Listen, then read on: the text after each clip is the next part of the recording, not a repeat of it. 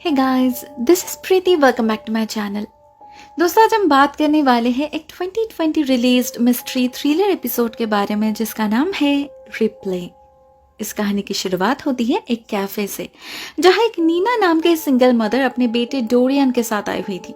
आज का दिन उनके लिए बहुत खास था क्योंकि आज डोरियन के कॉलेज का पहला दिन था। उसे अपने ड्रीम कॉलेज में एडमिशन मिल चुका था। तो ऐसे में नीना जा रही थी उसे ड्रॉप करने और इन लम्हों को अपने कैमकॉर्डर में कैद करने। हाँ, इस स्मार्टफोन एरा में भी वो अपना कैमकॉर्डर ही यूज करती है, जो असल में उसके पापा का था। उन्होंने ही उसे गिफ्ट किया था और इस कैमकॉर्डर में ही डोरियन के बचपन की यादें कैद है। कब उसने बोलना शुरू किया, कब चलना शुरू किया, उसके स्कूल का पहला दिन, तो आज क्यों नहीं। इनफैक्ट नीना तो इसमें अपने पोते पोतियों की यादें भी कलेक्ट करना चाहती थी, एक फैमिली ट्रेडिशन की तरह। डोरियन उनके इस आदत से भली भांति रूबरू था, इसलिए इस बार भी उस एंटीक कैमकॉर्डर को अपने माँ के बैग से निकलते देख वो बिल्कुल भी हैरान नहीं होता। नीना भी खुशी खुशी उसका इंटरव्यू लेने लगती है। मगर इसी बीच एक कांड होता है, एक छोटा सा हादसा, लेकिन उसका इफेक्ट बहुत ही बड़ा था। नीना के लाइफ को हमेशा हमेशा के लिए बदल देता है ये हादसा, वो भी बहुत एक वियर्ड वे में, जिसे ना भला कहा जा सकता है और ना ही बुरा। एक्चुअली होता ये है कि खाते समय डोरियन की टी शर्ट पे थोड़ा केचप गिर जाता है। नीना तब रिकॉर्ड कर रही थी, लेकिन डोरियन नहीं चाहता था ऐसे इंपॉर्टेंट डे पर ऐसी कोई सिली मेमोरी रह जाए, तो वो अपने माँ से कहता है रिवाइंड करने के लिए। नीना वो करती भी है और करते ही एक जोर का झटका लगता है उसे। वो कुछ समझ तो नहीं पाती, लेकिन कुछ सेकंड के लिए जैसे एक वैक्यूम क्रिएट हो जाता है उसके आसपास। उसे ऐसा फील होता है जैसे कोई फोर्स उसे पीछे खींच रहा है। और फिर जब सब कुछ नॉर्मल होता है, तब नीना के लिए कुछ भी नॉर्मल नहीं रहता, क्योंकि वो नोटिस करती है अब डोरियन का टी शर्ट बिल्कुल सही सलामत है, कोई केचप नहीं गिरा। इनफैक्ट केचप का बोतल तो उसने अभी तक उठाया भी नहीं। नीना कुछ भी समझ नहीं पाती, ये आखिर हुआ क्या उसके साथ, सच में हुआ या सिर्फ कोई डेजा वू था। वो डोरियन से पूछती भी है, लेकिन उसे तो और भी कुछ समझ नहीं आता। उधर वक्त हो चुका था, तो वो लोग कॉलेज के लिए निकल पड़ते हैं। डोरियन का मन था कॉलेज जाने से पहले अपने परिवार से मिलने का, मतलब अपने अंकल नील से। उसने जीपीएस में उनके घर का एड्रेस भी सेट कर रखा था, मगर नीना न जाने क्यों मना कर देती है। उसके बातों से हम समझ पाते हैं अपने परिवार से सारा नाता तोड़ चुकी है वो। इवन उनके नाम से ही उसका मूड ऑफ हो जाता है। तो डोरियन भी अपने माँ को चेयरअप करने लगता है। उस कैमकॉर्डर को ऑन करके उन्हें हंसाने की कोशिश करने लगता है वो, और इसी चक्कर में गलती से उसका स्पीड लिमिट क्रॉस हो जाता है। भले ही नीना बार बार उसे मना कर रही थी, लेकिन तब तक बहुत लेट हो चुकी थी। उन्हें पीछे से पुलिस कार की सायरन सुनाई देती है, तो वो लोग गाड़ी स्टार्ट कर लेते हैं। नीना डोरियन को बार बार वार्न करती है अपना मुंह बंद रखने के लिए, ताकि वो गलती से भी कुछ ना कह दे और ऑफिसर को गुस्सा ना दिला दे, क्योंकि उसे बहुत अच्छे से पता था अमेरिका में ब्लैक लोगों के साथ कैसा सलूक किया जाता है। अब ये तो डोरियन भी जानता था, तो वो चुप ही रहता है और ऑफिसर के सवालों का बहुत ही रिस्पेक्टफुली जवाब देता है। लेकिन वो ऑफिसर, वो तो जैसे उनके पीछे ही पड़ चुका था। अजीबोगरीब सवाल पूछने लगता है वो कि उनके गाड़ी में कोई वेपन तो नहीं, जबकि नीना ने पहले ही कहा था कि वो अपने बेटे को कॉलेज ड्रॉप करने जा रही है। तो ऐसे में वो कोई वेपन क्यों साथ रखेगी। उस ऑफिसर ने एक्चुअली डोरियन के हाथ में वो कैमकॉर्डर देख लिया था, जिसे वो वेपन समझने लगा था, और अभी उसे ऑन देखकर तो और बौखला जाता है वो, क्योंकि उसे लगने लगता है ये लोग उसे रिकॉर्ड कर रहे हैं। वो उनसे वो कैमकॉर्डर छीनने की कोशिश करता है और इस चक्कर में नीना से फिर से एक बार रिवाइंड बटन प्रेस हो जाता है गलती से। एंड एज द रिजल्ट इस बार भी वही होता है जो पहले हुआ था। वो कुछ समय पीछे चली जाती है और पहुंच जाती है रास्ते के उस मोड़ पे जब डोरियन अंकल नील के घर जाने की बात कर रहा था। इस पॉइंट तक नीना थोड़ी बहुत समझ चुकी थी उसके साथ क्या हो रहा है और ये कैमकॉर्डर असल में क्या है, लेकिन फिर भी इस रियलाइजेशन को हजम करना काफी मुश्किल हो रहा था उसके लिए। टाइम ट्रैवल कोई आम बात तो नहीं ना। वो कुछ देर के लिए बिल्कुल ब्लैंक पड़ जाती है और बार बार डोरियन से उस ऑफिसर के बारे में पूछने लगती है। दूसरी तरफ टाइम में पीछे जाने के कारण डोरियन को उस ऑफिसर के बारे में कुछ भी याद नहीं होता, तो वो भी कुछ समझ नहीं पाता। उल्टा उसे लगने लगता है उसकी माँ की तबीयत खराब हो रही है, तो वो हड़बड़ी में गाड़ी रोक देता है। और ठीक तभी उनके पीछे से एक पुलिस कार आके रुकती है, जिसमें से निकलता है वही ऑफिसर। डोरियन उन्हें देखकर खुश हो जाता है क्योंकि उसे लगता है वो उनकी मदद करेगा। वो मदद मांगता भी है लेकिन वो ऑफिसर सुनता ही नहीं। उल्टा वो उन्हें उनके गाड़ी रास्ते से हटाने के लिए कहता है क्योंकि उसका एक टायर थोड़ा सा रास्ते के ऊपर रह गया था। इससे डोरियन को बहुत गुस्सा आ जाता है। वो चिल्लाने लगता है उस ऑफिसर पर और वो ऑफिसर भी अपना टीजर गन निकाल लेता है।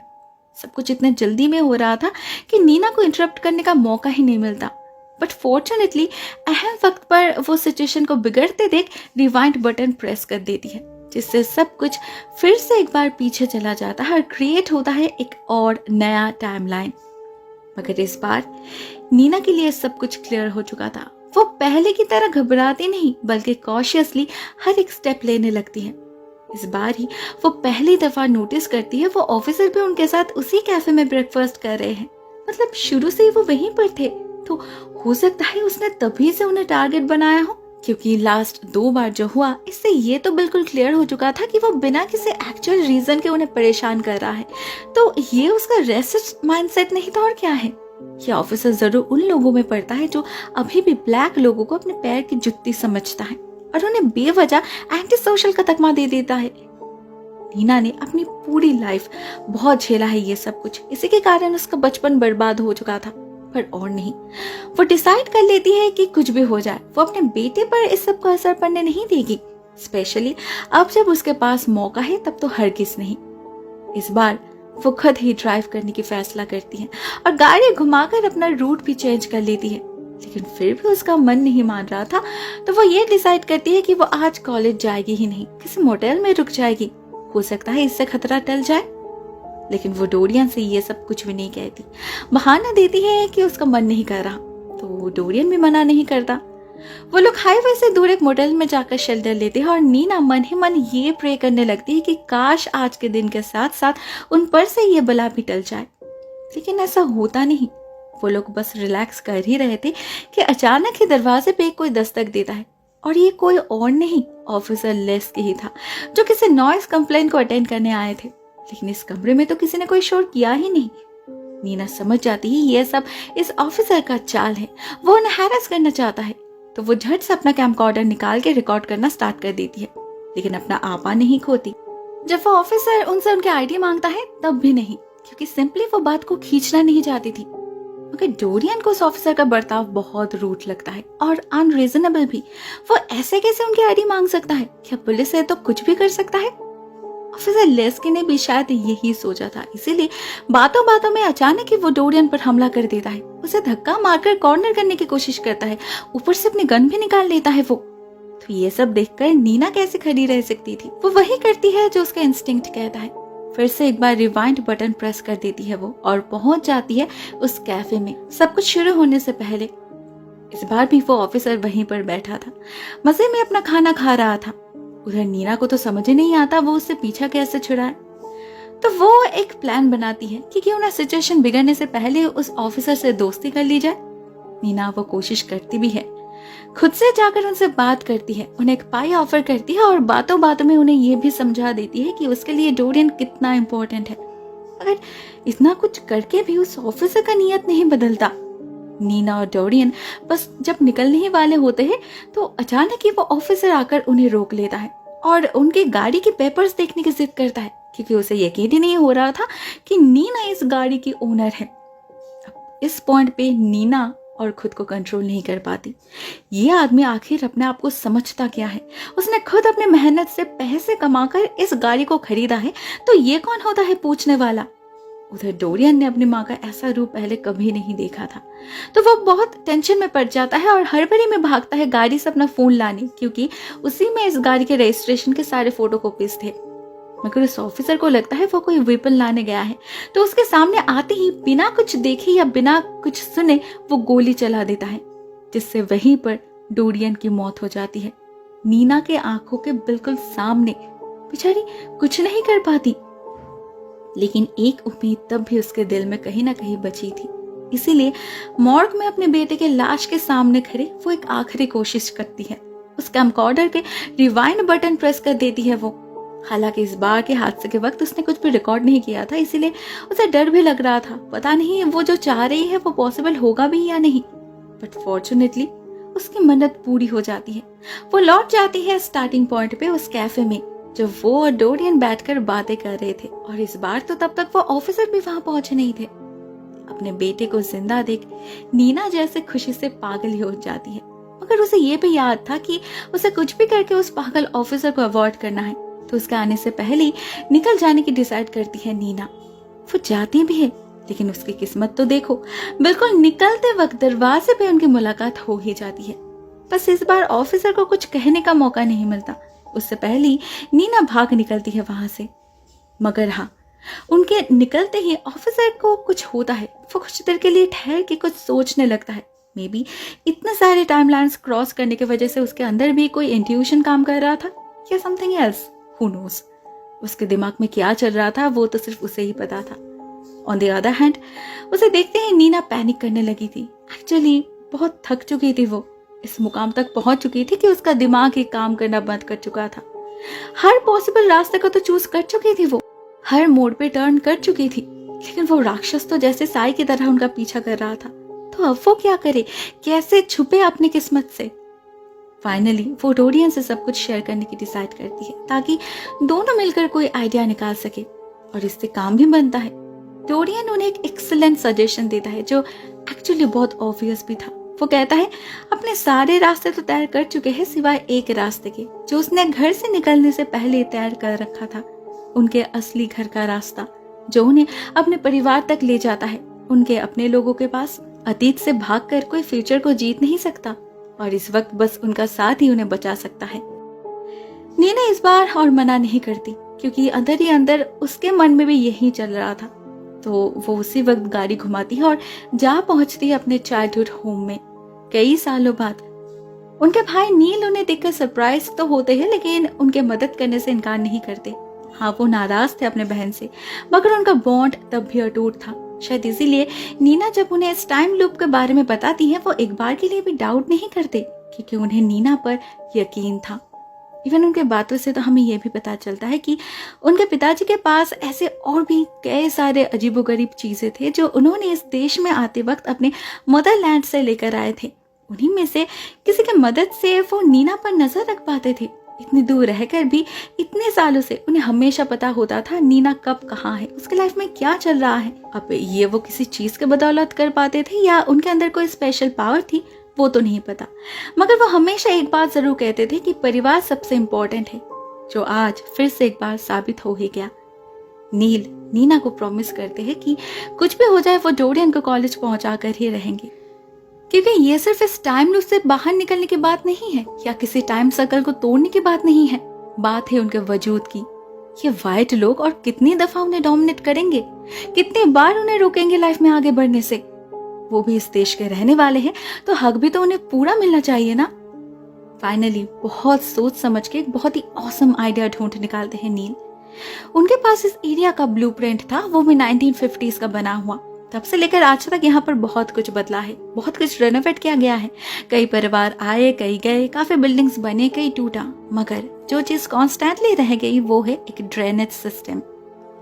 वो लोग जब छोटे थे तब उनके पिता यहाँ आते थे काम करने। उस सिलसिले में नील भी कई बार आ चुका है यहाँ पर, और कुछ एडवेंचर ट्रिप्स के दौरान उन्हें पता चला है इसके मल्टीपल एग्जिट पॉइंट्स के बारे में, जिनमें से एक उसी कॉलेज के सामने है जहाँ डोरियन जाना चाहता है। सुनने में कितना ही अनरियल क्यों ना हो, मगर ये कोई इत्तेफाक नहीं था।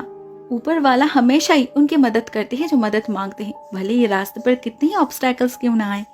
डोरियन को इससे सेफ रास्ता नहीं मिल सकता था, तो वो देर नहीं करते, उनके घर के बैकयार्ड से होते हुए पहुंच जाते हैं उस टनल में और निकलते हैं डायरेक्टली कॉलेज के बिल्कुल सामने। अपने सपनों से बस कुछ ही कदम की दूरी पर खड़ा था डोरियन। अभी सिर्फ उसे गेट को पार करना था बस।